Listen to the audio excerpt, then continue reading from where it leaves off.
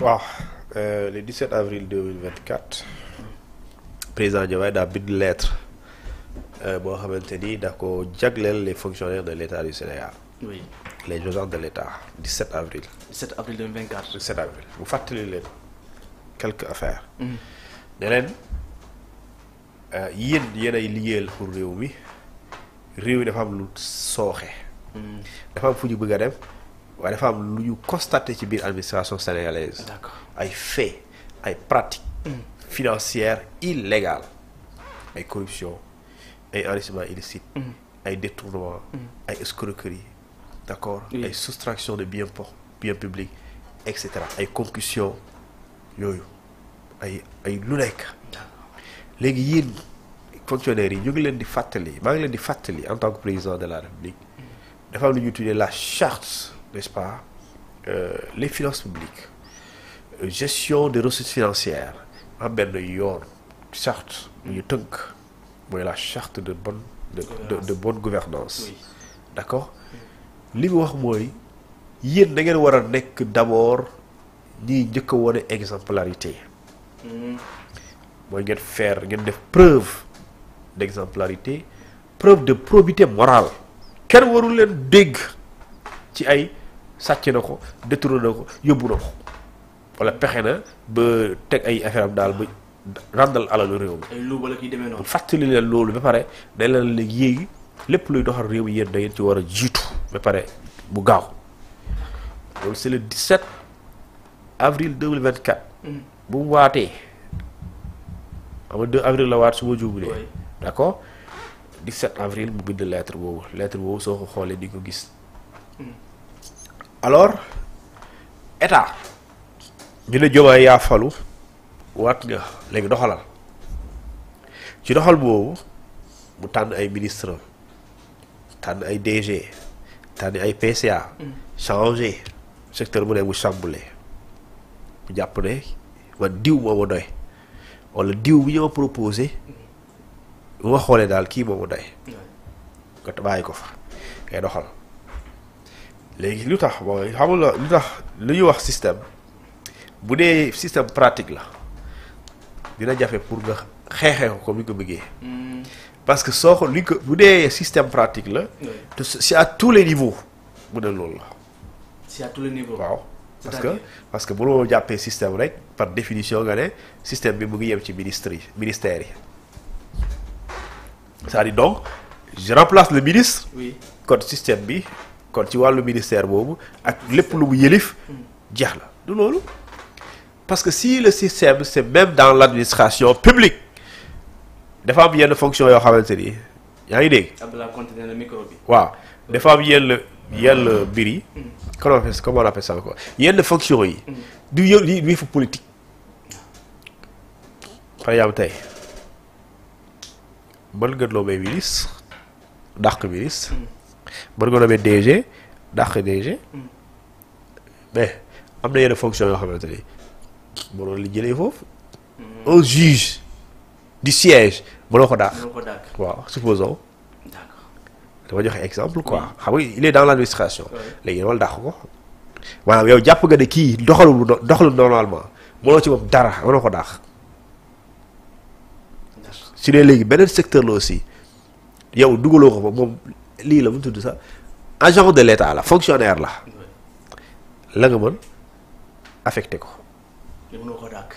affecté ko bu dee deful faute lourde mënoo ko dàq affecté ko rétrogradé ko indi ko feneen léegi moom bu dee jikko bu bon moo tax nga koy changé jikko bu bon bi du parce que Thiès la ne du def lu bon même boo koy ne Tambacounda bu dee dafay waaw bu dee dafay def lu bon maanaam quand je dis mooy mauvaise pratique da koy def kon su boobaa te xam nga mënoo ko dàq kon dina jafe li nga bëgg mu am léegi yow li nga mën mooy fépp poste de responsabilité te ñu ne la am nga pouvoir de nomination nga nommé ko parce que dañ ne à tous les emplois civils et militaires effectivement à tous les emplois civils et militaires mais y a des emplois civils yoo xamante ni mënoo dindi nit ki foofu dafa am na yoo xamante ne texte yu am na yoo xamante ne par exemple Bassirou Guèye exemple ñu doon exemple de Bassirou Guèye des gens ont critiqué l'OFNAC mais vu OFNAC nu mu mel jamono ji mënoo dindi Bassirou Guèye mere ko 100 ans dimanche mënoo ko fi jëlee.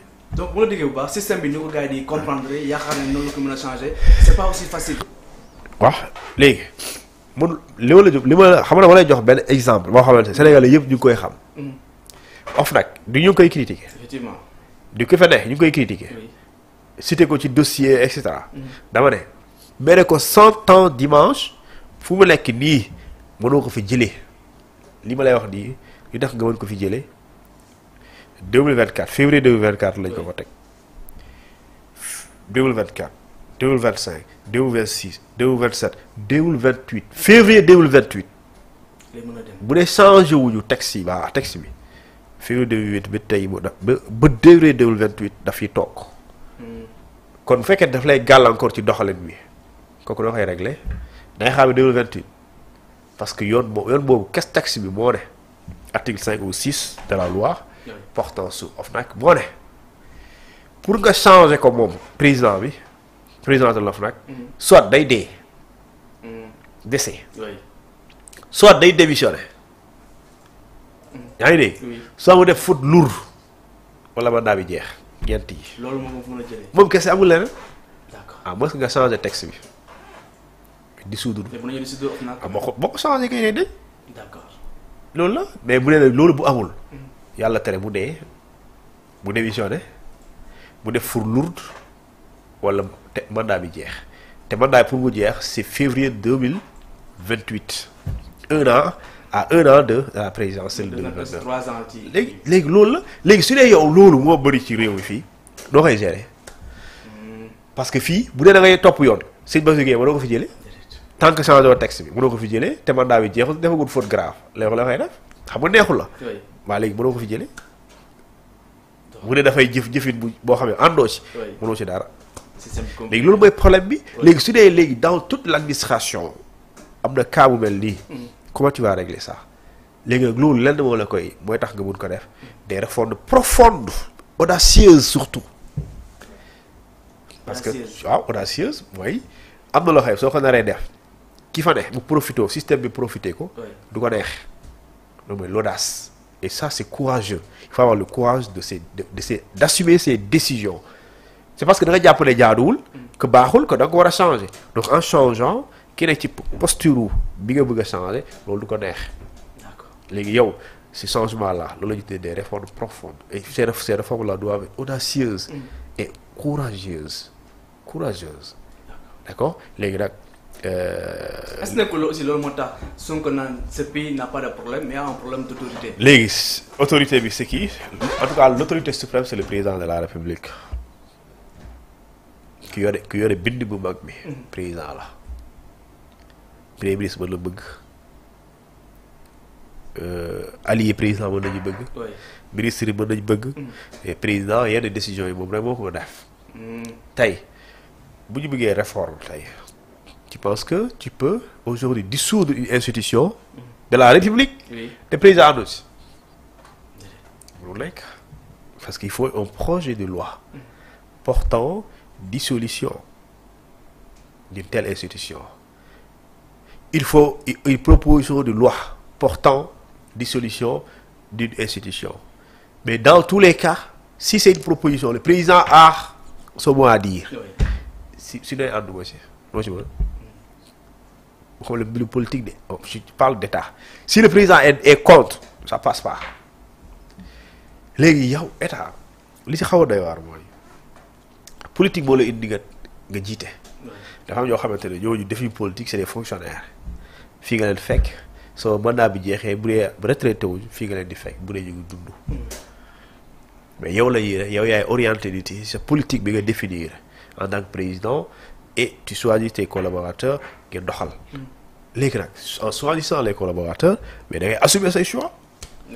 ah oui parce que yow da nga jàpp na ñi ne woon ci Sénégal yëpp nekk candidat yow yaa nekk le meilleur candidat ki fi nekk baaxul candidat bu fi amoon baaxul yow yaay le meilleur profil toog nga donc yow n'hésite pas à appliquer yow li nga bëgg sinon tu vas perdre du temps à faire attendre et les Sénégalais jugeront les Sénégalais jugent des résultats et non des intentions intention fa la yem bi nga nekkee opposition dina def bëgg naa def ça c'est les déclarations des discours d'intention une fois à la tête du pays on attend des résultats. Et ces résultats-là, da nga am le courage, l'audace de prendre tes décisions, et en le prenant, tu les assumes. Tu les assumes. Il y a évoqué la question des choix. Beaucoup actuellement des membres de PASTEF, il y a un ministre de la Justice et un ministre de l'Intérieur, des hommes politiques qui ont un projet, qui ont aussi la quintessence du projet. Wow.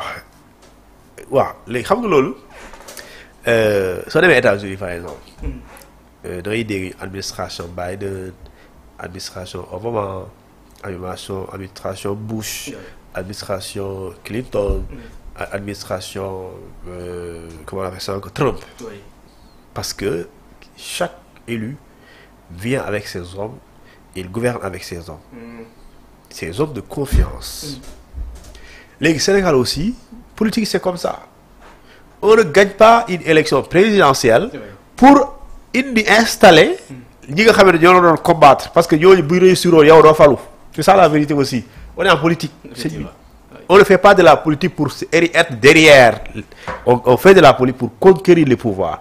Et en conquérant le pouvoir, ce acte c'est pour conserver le pouvoir. Yaa ngi dégg léegi li nga xamante ne moom mooy parce que yooyu ngay wax ça c'est des ministères de souveraineté. Ministère de l'Intérieur, ministère des Affaires étrangères, ministère des Forces armées, ministère des Finances. Ça c'est des ministères de souveraineté bokkul ak ay ministère microfinance wala yooyu noonu. mooy ministère yoo xamante ni moo téye réew. Finance xaalis ci réew mi. Sécurité Forces armées mooy dalu réew mi. Diplomatie image réew mi biti réew. Intérieur mooy sécurité réew mi. léegi nag yow bu la neexee am nga droit mais nag il faut ñu xam ñooñu nekkoon foofu avant ñu leen di nommer. Tu tegu leen fa di. Kan moo leen fa teg. Le président ak son premier ministre. Le premier ministre. Il est nommé par le président de la République. Le premier ministre propose des profils au président de la République. S'il est convoqué, il valide. Ça veut dire quoi? Ousmane Sonko choisit les profils. mu defal leen lu ñu tuddee consultation. bëgg naa la nommer ministère bii. kan la wala nga bañ bu jël feuille bi jox ko président de la République bu xool jaar-jaaram mu doy ko ay renseignements yu am mu ne kii doy na ma xam ne mën na ñu tëgg loolu 2 avril xaw ma une liste ñu demee la liste ñu ne diw mooy ministère tel loolu génn. alors xam nga aussi il faut ñu xam dañuy demee nit sur la présomption de compétence dañuy jox te ne mën nga léegi s'il s'avère que dans l'exercice de ses fonctions de ministre li ñu ko doon xaaree defu ko lu koy def su la neexee mu ne ma laa jël ñu sommes dans une gouvernance munoo mu la may xaar si yow deful sëñ bi yow lan laa la fay def. yaa ngi évoqué sànq courage ak audace. fii lay amee vrai c'est-à-dire soxlawul ngay wiiri di wax. man ma créé sama entreprise. yaa ngi dégg. ma ne la man sama entreprise bi dama ciy def xaalis li tax ma def si xaalis damaa bëgg mu jur xaalis. ba ne la dama lay fay ñu d'accord ci salaire naa la fay 300 000 par mois avant le 5 de chaque mois naa la fay waaye obligation de résultat ñu signé ko soo amul résultat ñu ma dàq la ñu dàqul ci loolu résultat amul est-ce que dinaa nekk ci koñ bi naan sama gars yi bi dafa nul dama lay dàq jël keneen loolu la c'est-à-dire que aussi c'est un peu ça c'est-à-dire y a pas d'état d'âme c'est-à-dire que aussi soo nomee nit li ñu doon séntu ci moom d'accord defu ko c'est-à-dire que il n'est pas à la hauteur fi ko teg tu as la liberté nga dàq ko parce que soo ko deful plus que ngay dem puis tu perds du temps et tu perds du temps les gens vont te juger en fonction de li nga def